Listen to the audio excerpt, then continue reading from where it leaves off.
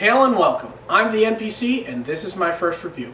Well, since NPCs come from role-playing games, let's start by reviewing something that tried to cash in on the grandfather of all role-playing games. So sit back, relax, and eat a huge slice of mediocrity pie as we watch Dungeons & Dragons. No! Not that! Not that! I said mediocrity, not Dante's 7th level of fail. I'm talking about the cartoon series. Produced by CBS in the very early 1980s, this show ran for 3 seasons and was based on the popular game of the same name, which was created in the late 70s by Gary Gygax and Dave Arneson. For those of you not familiar with the game, it is essentially a board game mixed with improvised acting, where a few players each control a single character. Each character has different abilities and personalities. These characters interact with each other and the world, which is controlled by the Dungeon Master.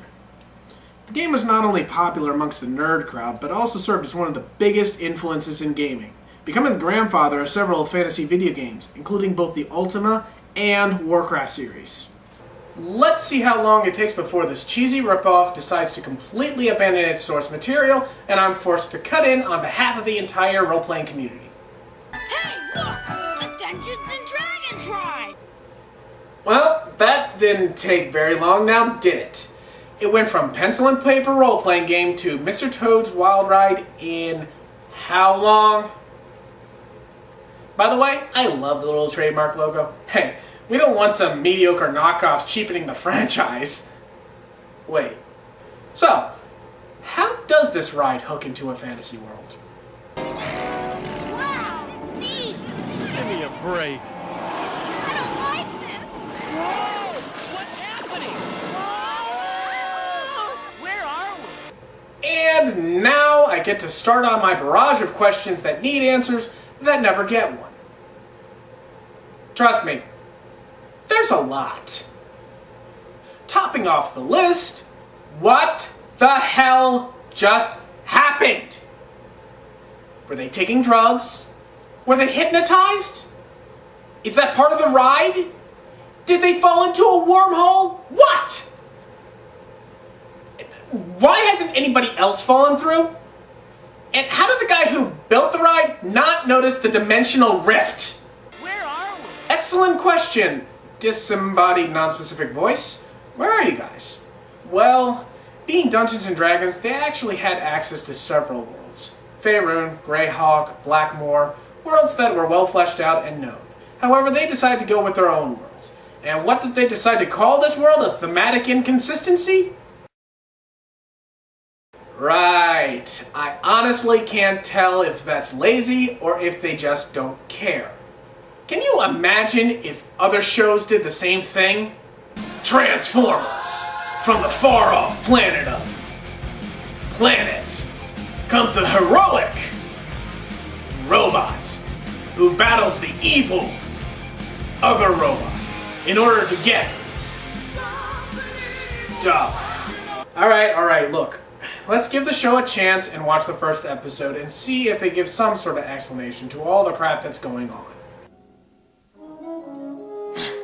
Keep going. From up here, we may be able to see which way to go to get home. Come on, Uni! Wow! What a view! What a view! Well, I guess they decided that explanations are for wimps, sissies, and commies. And wimpy sissy commies. Since the show itself has decided not to explain anything, I guess it falls to me to tell you all about the main characters, which consists of 6 kids. Really, they're not even worth talking about. They're bland, colorless, and two-dimensional, much like the animation. The group consists of a ranger with no personality, a bratty barbarian, a reluctant thief, a clumsy mage, a sarcastic cavalier who we're supposed to hate for some reason, I'll get to him later, and an equally sarcastic acrobat who we're supposed to sympathize with. At first you're thinking, these guys aren't so bad. Then they decide to ruin whatever integrity they might have had by introducing Uni. A baby unicorn. Are you kidding? He makes Orko look downright useful.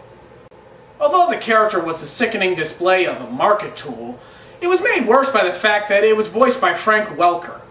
For those of you not familiar with Mr. Welker, he's a famous cartoon voice actor who had his hand and voice in many Saturday morning cartoons.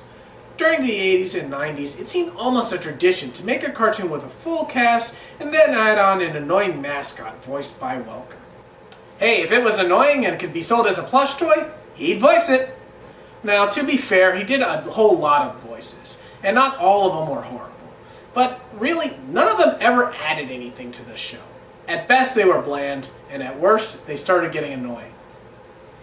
As an added example, he also played Tiamat, the five-headed dragon god. Well, just listen. I have no master. Ah! And neither the young priest and an old priest. The power of Christ compels you. The power of Christ compels you. You are weak. People who defend Welker will say, well, he voiced Megatron. Have any of you listened to Megatron's voice lately? It sucks.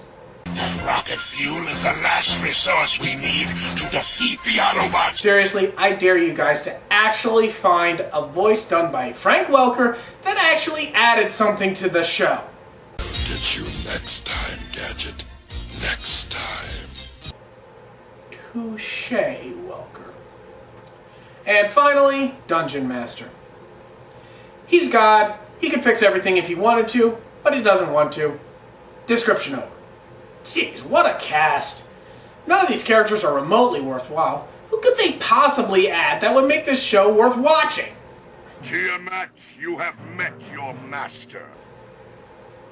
Now for Venger. You are overconfident, Ranger. And a fool. Wow, I was wrong. Venger kicks ass. And for the record, that's Peter Cullen doing the voice. Also known as Optimus Prime. If ever there was a voice actor who added everything to the voice, that's him.